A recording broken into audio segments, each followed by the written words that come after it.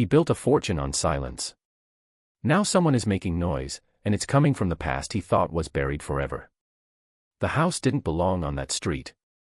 It stood like a king among peasants, too tall, too clean, with a black iron gate that looked like it would bite if you touched it wrong.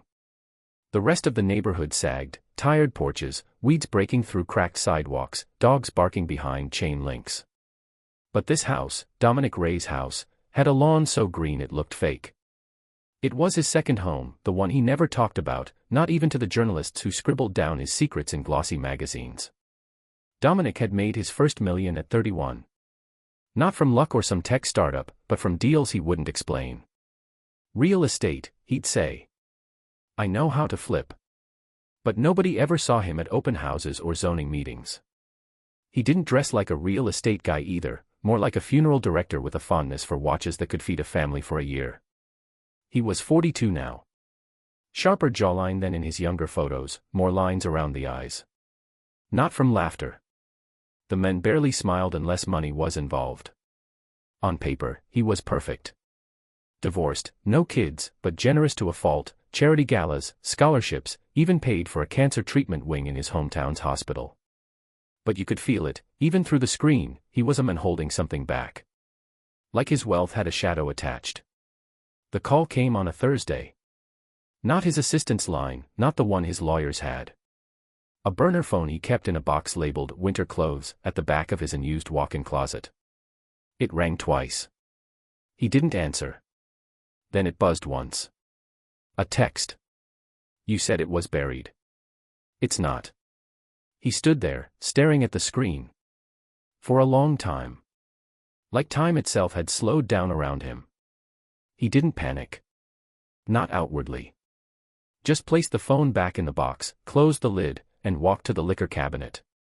He poured scotch, the kind that smelled like burnt wood and regret. No ice. Sat down in the one chair that didn't squeak, and stared at the far wall. The painting there was new, abstract lines, red slashes over gray chaos. No one ever asked why he bought it. If they had, he might have told them it reminded him of the inside of his own head. 15 miles away, in a beat-up diner off Route 19, a woman in a yellow jacket stirred her coffee until the cream turned the color of dirty water. Her name was Elena. And she used to know Dominic Raye before he changed his name. She hadn't seen him in 12 years. Last time, he'd handed her a duffel bag at a gas station and said, "Don't open this until you're gone.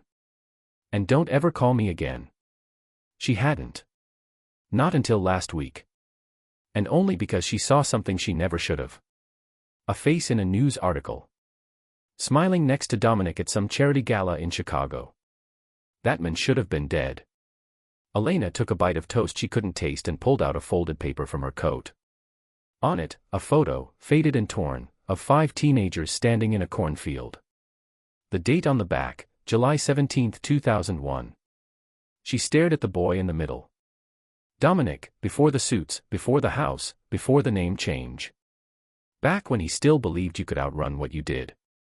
That night, Dominic took the elevator to the penthouse office he rarely used anymore. The view overlooked the city like a god. But all he saw were headlights, blinking like desperate signals. He opened the safe. Inside wasn't money, not in the way anyone expected. Just a small, leather notebook. The kind school kids used before smartphones replaced everything. He flipped it open. 1 name per page. 5 names in total. 4 crossed out. 1 left untouched. He closed the book slowly, like it might explode if handled wrong. The name glared at him in ink that hadn't faded. Elena Ward. He didn't sleep that night. He didn't drink again either. At 6:04 a.m., he picked up the burner phone. Typed a message. Where did you see him? Sent. Then deleted the text, the thread, and removed the SIM card. Some secrets cost you money. Others cost you your soul. Dominic had enough money to bury a city. But his soul? That had been spoken for a long time ago. The reply came at 6:17 a.m. Page 4, Tribune. 3rd row down. That was all. No greeting. No signature. She didn't need to sign it, her voice echoed behind every word. Dominic unfolded the paper on his glass kitchen island, hands steady but jaw clenched so tight his molars ached. He found the article on the Tribune site and zoomed in on the photo. Charity fundraiser. Smiling faces, champagne flutes, glossy suits. And there he was. Third from the left. Clean cut. Expensive watch. No name in the caption. Just guessed. But Dominic knew. The eyes gave it away. They always did. His name used to be Joel Gardner. But that man had died in 2005. Officially. Drowned during a late-night swim at Camp Wilder. Tragic accident, the sheriff had called it. Dominic remembered that night like it was stitched into his skin. He remembered the splash. The yelling. The silence. And the choice they made, one of those fork-in-the-road moments that you don't realize will poison everything that comes after. They swore they'd never speak of it again. And they didn't. Until now. Elena sat cross-legged in the motel room, the paper spread out beside her. She'd underlined Joel's face with a red pen. Not that she needed to. It burned in her brain. She kept telling herself she didn't want anything from Dominic. Not money. Not favors. She just wanted to know what he knew. Because when she saw Joel alive, walking like a ghost in a tailored suit, it cracked something open in her she thought had long sealed over. They had buried him. She'd seen it, his pale hand, the smell of gasoline, Dominic's voice like gravel saying, "This is the only way." And now Joel was posing for photos at black tie galas. It made her feel like she was the one who'd gone crazy. Or like she was the only one who remembered the truth. The motel room smelled like mildew and Lysol. Her clothes were still damp from last night's rain. She could leave. Toss the photo, burn the paper, disappear again. She knew how. She'd done it before. But something inside her refused. This wasn't about closure. It was about reckoning. By noon, Dominic was behind the wheel of his Range Rover, headed north. No driver. No assistant. Just him and the open road and the memories clawing at his mind like a feral animal. He hadn't spoken to Elena in over a decade. She was the last thread to that old life, before money, before Manhattan, before he learned how to silence guilt with donations and smooth-talking PR teams. Back then they were just kids in a cornfield with more secrets than sense. Him, Elena, Joel, Marcus, and Tabby. 5 of them. Summer after senior year. Working at Camp Wilder. Drinking cheap beer by the lake. Pretending the world didn't matter. Until the storm came. Until Joel didn't surface. Until they made the pact. 5 entered that summer. Only 4 walked away. And then there were 3. Tabby died in 2013. Overdose. Marcus moved to Costa Rica in 2016. Dropped off the map. Which meant it was just him and Elena now. Or so he thought. Until Joel showed up smiling like nothing ever happened. At 3:09 p.m., he pulled into a gas station outside Ashland. The kind with flickering lights and a bored teen at the register. He bought a map. Not digital. Paper. Folded and worn. He circled 3 places, the old camp, the diner Elena mentioned in her last message, and the motel she once called home for a year when she vanished the first time. He circled the motel twice. Then drove. Room 12 had a broken lock. Elena had wedged a chair under the handle out of habit. She watched him pull in through the blinds. She hadn't told him where she was. But she wasn't surprised. He always knew how to find people. He knocked. Just once. She didn't move. Then a voice through the door. Soft. Hoarse. Elena. It's me. No shit, she said, not loud enough for him to hear. She opened the door anyway. He looked tired. Not in a physical way. Something deeper. Like someone had been tunneling through him from the inside out. You look like hell, she said. You don't. They stared at each other. The silence was thick with all the words they hadn't said for 12 years. Want to come in? She asked. He hesitated.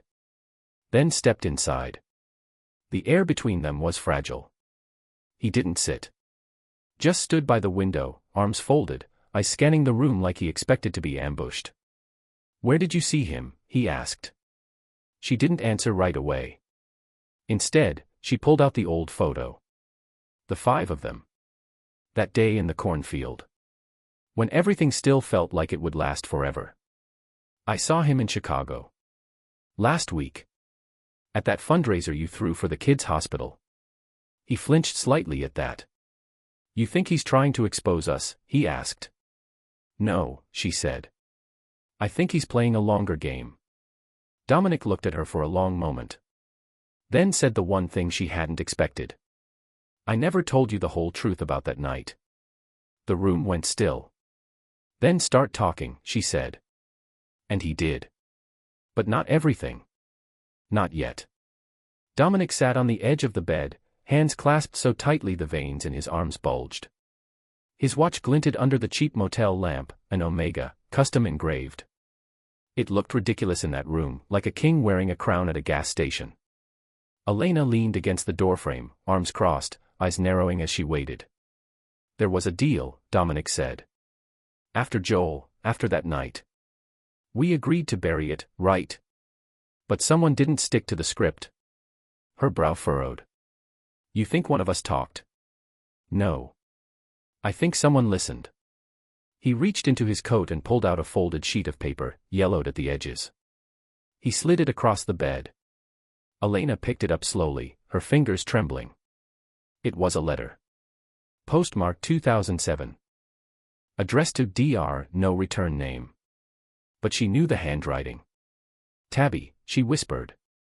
Dominic nodded. "It came a year before she overdosed. I never told anyone. Not even Marcus. She wrote that someone had been contacting her, someone claiming Joel wasn't dead. That he'd escaped. That he was going to make us pay." Elena sat down, hard. "You think that's true? That Joel planned this whole thing?" she asked. "I don't know. I didn't believe it at the time. Figured it was the drugs talking. Or guilt." They were quiet for a moment. Then Elena said something that shifted the air between them. "He didn't drown, Dom. He wasn't dead when we left." Dominic's head snapped up. "What?" "I lied. We all assumed. But when I went back to the dock, maybe 10 minutes later, I saw him. You told us he was gone." "I know," she whispered. "But I saw him. Crawling onto the rocks. Barely breathing. And I ran." He stood up fast, knocking over the bedside lamp. "You're telling me we left him there alive?" "I didn't know what else to do," she shouted. "You were already halfway to town. Marcus was freaking out. Tabby was crying. I panicked." Dominic's voice dropped, slow and cold. "So Joel didn't fake his death." "We did." And for the first time, the enormity of it pressed against them both. They hadn't buried a lie. They'd buried a man. Back in Chicago, in a high-rise overlooking the river, Joel Gardner stood at the window. He'd gone by different names over the years, John, Gabriel, even Nick for a while, but none of them fit quite right. His reflection in the glass was unrecognizable. He looked like money now, bespoke suit, manicured beard, teeth like polished glass. Behind him, a young woman poured 2 glasses of red wine. She wasn't anyone Dominic or Elena would know. But she knew everything about them. Joel took the glass but didn't drink. "They'll come for you," she said, settling onto the leather couch. "I'm counting on it." "What do you want, Joel?" He turned to her, eyes dark with something too complex to name. "I want them to feel what I felt that night. Alone. Dying. Forgotten. And then I want them to choose. Tell the truth. Or lose everything." She nodded, emotionless. She'd heard the story before. Still, it chilled her. What if they don't? Joel smiled. The kind of smile that didn't reach the eyes. "Then I take it public." Elena and Dominic sat side by side now. Not touching. Not even looking at each other. But connected by a silence louder than words. I should have gone back, she said quietly. I should have helped him. We all should have, Dominic said. But we didn't. And now he wants blood. No, she said, shaking her head. He wants something else. What? To watch us squirm. To make us question every memory. Dominic let out a bitter laugh. He doesn't have to try very hard. I haven't had a real night's sleep in 15 years. Elena glanced over. Her voice softened. You ever regret it? He looked at her then. Really looked. Every day. She nodded. Me too. He stood, pacing. If he wanted us gone, we'd already be gone. But he's playing some kind of chess game. And he's 10 moves ahead. Dominic stopped pacing. His eyes sharpened. Then we don't play his game. Elena frowned. What does that mean? It means we find him first. Joel sat alone that night, staring at an old newspaper clipping folded neatly in a wooden box. Camp Wilder counselor drowns. No foul play suspected. He'd kept it all these years. Like a joke. Like a wound. And now, it was his turn to write the headline. The next morning, Elena and Dominic left the motel before sunrise. She drove, because his hands wouldn't stop shaking. Not fear, something else. Rage, maybe. Or shame. He didn't say much as the miles rolled by, just stared out the window at the gray smear of dawn. They were headed to Camp Wilder. It had been closed for years.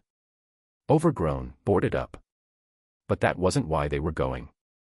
The camp wasn't a place anymore. It was a symbol. And if Joel had returned, if he was rewriting history, he'd start at the place where it ended. As they passed through Pine Hollow, the last town before the woods, Dominic finally spoke. There's something else you should know. Elena didn't look at him. Just kept her eyes on the road. Of course there is. He exhaled. Joel's brother. Owen. He came to see me 6 months ago.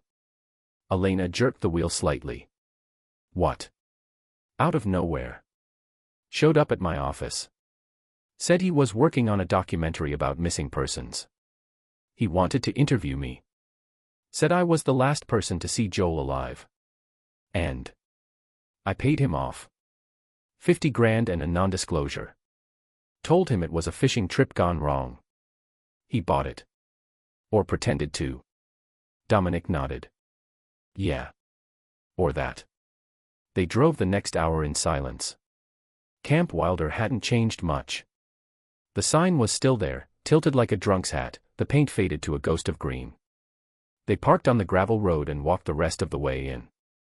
The woods had taken over, vines choking benches, cabins sagging like broken teeth.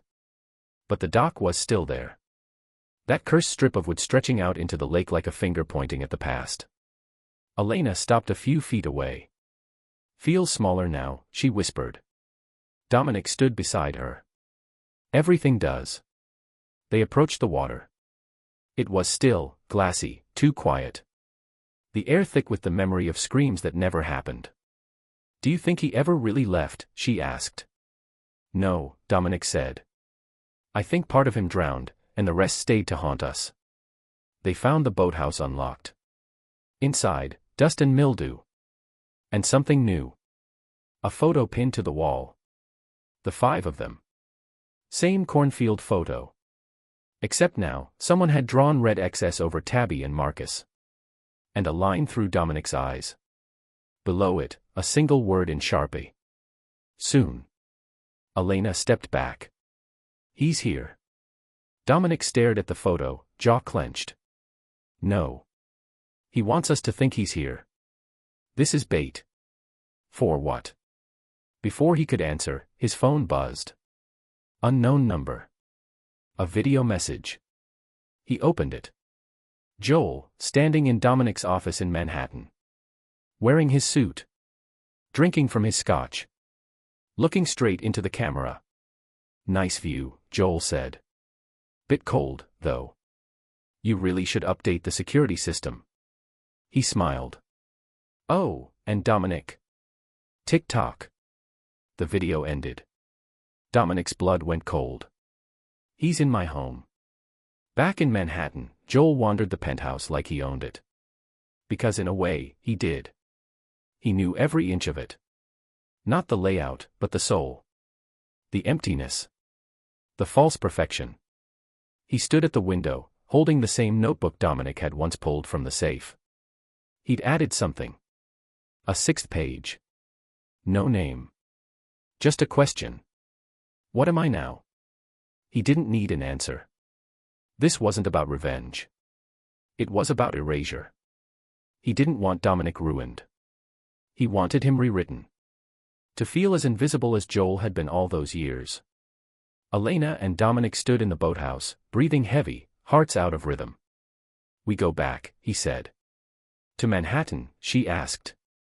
No. To the beginning. He pulled out his phone, opened a contact labeled M. One ring. Yeah. It's time. Are you sure? Dominic glanced at the photo on the wall. Tell Marcus to come home. Marcus Hale looked nothing like the teenager from the cornfield photo. His hair had gone silver at the edges, his face leaner, weathered by sun and time. When he stepped off the red-eye into JFK, he didn't carry luggage, just a black backpack and a look of reluctant resolve. He spotted Dominic leaning against a column near arrivals. Same sharp suit, same unreadable expression. But his eyes, those told a different story. Haunted. Exhausted. Human. Never thought I'd see you again, Marcus muttered. Dominic shrugged. Didn't think I'd have to call in that marker. Marcus chuckled without humor. Well, we always knew Joel wasn't the kind to stay dead. They rode in silence to Dominic's penthouse, Elena waiting inside, perched on the edge of a leather armchair like a cat expecting a fight. When Marcus walked in, she didn't move. He nodded. You look good. You look like you found peace, she said, then lost it. Dominic poured drinks, one each, no toast, no talk of catching up. Instead, he laid it out, the message, the photo at the camp, the break-in. Joel's face smiling into the lens like it was a family portrait gone rotten. He's baiting us, Marcus said. Pulling strings he knows we're too scared to cut. Elena frowned. Why now? Why wait this long?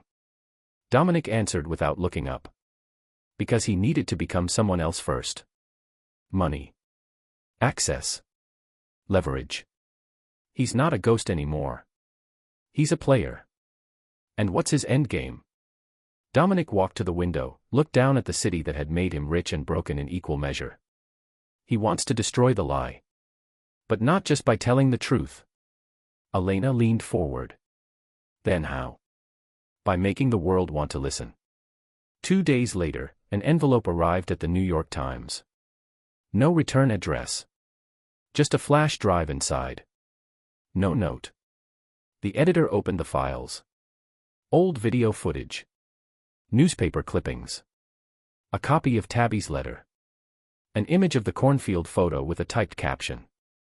They left me to die. I didn't. Attached was a pre-written article draft. Boys of Summer, the hidden scandal behind the Raye fortune. By the time Dominic's legal team got wind of it, the editor was already fact-checking sources. Too late to stop. Too early to spin. At a quiet cafe in Brooklyn, Joel sipped tea as he watched the buzz unfold on his tablet. No bombshell yet, just tremors. A whisper. The kind that turns into an earthquake if ignored. Across from him sat Owen, his younger brother. Less polished, more anxious. You sure this is how you want to do it? Owen asked. Joel nodded. This isn't about revenge. It's about accountability. Isn't that just a prettier word for payback? Joel smiled faintly. You don't come back from what they did to me. You rebuild. You sharpen. Then you make them look in the mirror. He turned the tablet around. A live thread of comments, people speculating, some defending Dominic, some demanding answers. I'm not here to hurt them, he said. Owen raised a brow. Really? Joel leaned back. I'm here to make them confess. Dominic called an emergency press conference that evening. Not to deny. Not to spin. To stall. I will not dignify baseless accusations, he said, his voice smooth as marble. But I will say this, anyone who's known me these last 20 years knows my commitment to integrity, to rebuilding lives, not destroying them.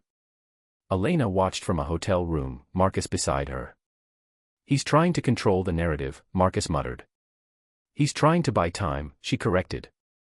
The TV cut to footage of the old camp. Reporters were already there. Digging. The truth wasn't buried anymore. It was being excavated. Later that night, Dominic stood alone in his penthouse, every window showing the skyline like it might collapse at any moment. He opened the notebook again. This time, he didn't look at the names. He wrote something new on the last page. I'm sorry. Then, after a pause. Come find me. Let's finish this. Joel received the package the next morning. Hand-delivered. No name. No address. Just the notebook. He opened it. Saw the words. Read them again. A slow exhale. Then he picked up his phone. No more riddles. No more games. It was time. The air inside the gallery was sterile, high-ceilinged and soaked in artificial light. The space had been reserved for an exhibit on truth in media, but tonight, it hosted something far more personal. Joel stood in the center, waiting. Dominic entered first, alone, no entourage, no mask of confidence. Just him, older than the men Joel remembered, more fragile. Elena came next, flanked by Marcus. No one spoke at first. Just the sound of footsteps on polished floor. On the walls around them, blown-up versions of the cornfield photo. One version had Joel erased completely. Another had Dominic's face distorted, stretched. It wasn't art. It was memory, fractured and weaponized. You've been busy, Dominic said finally. Joel didn't smile. 12 years gives a man time. Elena stepped forward. Why now, Joel? What do you want? He looked at her, long and hard. I wanted one of you to come back. Just one. To check. To say something. But you all moved on. So I stopped waiting. Marcus's voice was quiet. You could have come to us. I did, Joel snapped. Tabby listened. Then she died. Owen asked questions. You paid him off. And Elena. He turned. You left me there. The silence that followed felt like judgment. Dominic looked down. We were scared. We thought you were dead. You hoped I was. Joel stepped forward. So here's the offer. I don't want your money. I want the truth. Public. Clear. No PR team. No soft focus.